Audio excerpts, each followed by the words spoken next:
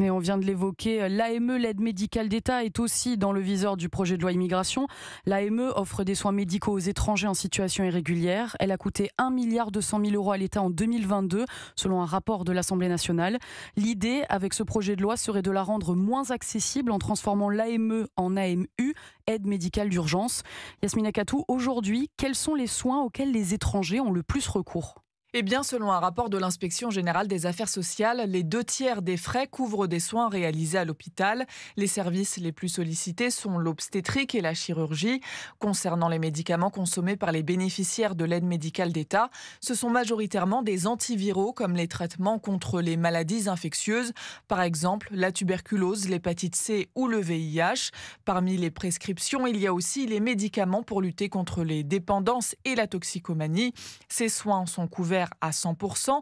En revanche, pour les bénéficiaires de l'AME, il y a des restrictions.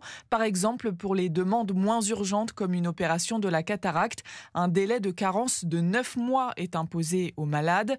L'aide est valable pendant 1 an et est réservée à ceux qui n'ont pas de titre de séjour, qui résident en France depuis plus de 3 mois et qui ne touchent pas plus de 810 € par mois. Les explications de Yasmina Katou, spécialiste santé d'Europe 1.